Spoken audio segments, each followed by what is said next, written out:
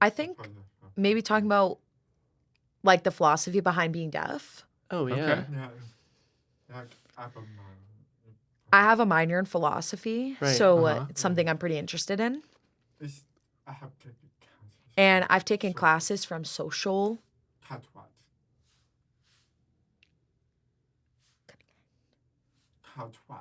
contracts Okay.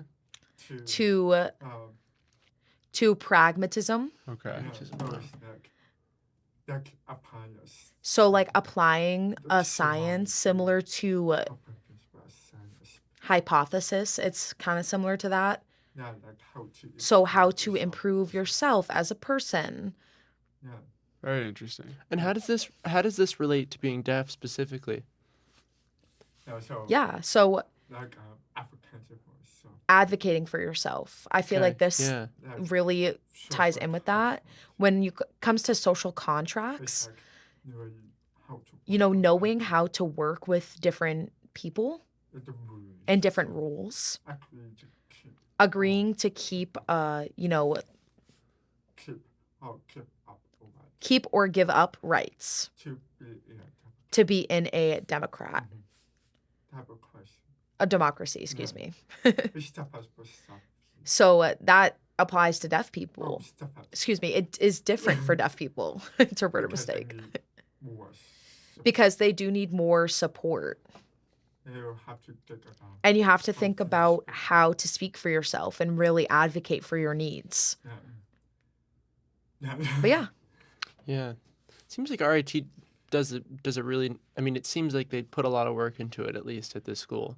It seems like there's lots of interpreters. Can you get an interpreter almost whenever you need one? Like for club events, like for this, and just in general, is it easy enough to get interpreters at RIT? Yeah, so it does depend on when you request it. You have to request in advance, so like Yeah. a week ahead, and like figure out what time of the day it is, where is it. So like, for example, For Frisbee. for Frisbee, Yeah. most interpreters don't want to be out in the cold. Right. So it can be hard to find an interpreter. And are most interpreters at the school students? Or are they part of the school? Like, I would say most are graduated from RIT, and now they work for DAS. So like the Okay. interpreter I'm using right now is an interpreting student, but yeah. Oh, okay.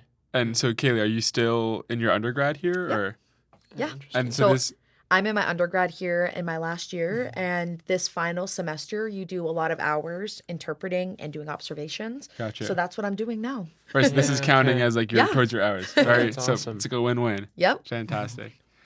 So like going back to interpreting for Frisbee, is there something specific that an interpreter needs to know to be able to do that? Like, is there any differences between interpreting for Frisbee or versus like a regular class? Yeah, they have to know specific jargon about Frisbee. Yeah. Like Cutter. handler, Yeah. and under. So they would have to know the right signs for all of those. And I'm not the best at giving examples, but because like the translation is, I only really know what people are talking about. The interpreter won't,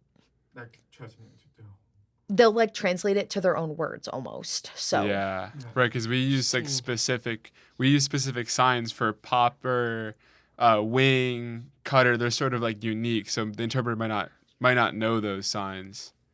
So that's exactly interesting. that. And we even So- have a hard time. I mean, Well, like a lot of people. I'm actually. I know. I'm doing I'm sorry. great. I No, know. I'm kidding. I know poppers and wings. I don't know all of them though, and I should, but it's definitely a learning curve. Yeah, he's definitely the best at that. Yeah, I Thank imagine. you, I Nathan. imagine. Wow, so Son kind. puts the effort there.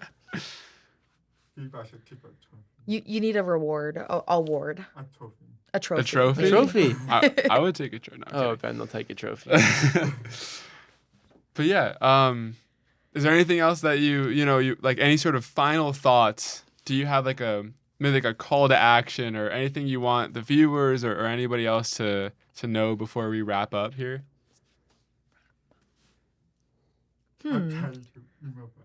I'm trying to remember everything I discussed. Hmm. Just that when you talk to a deaf person, it's not about what you think they need. It's what they're telling you they need from you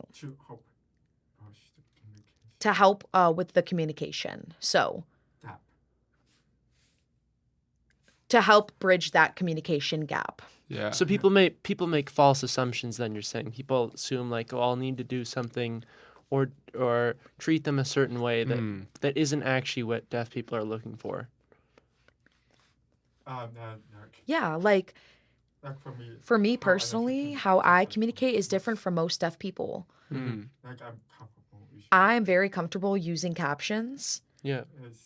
and some deaf people maybe would prefer interpreters or writing notes back and forth. So there's a lot of different needs, and it depends on the individual.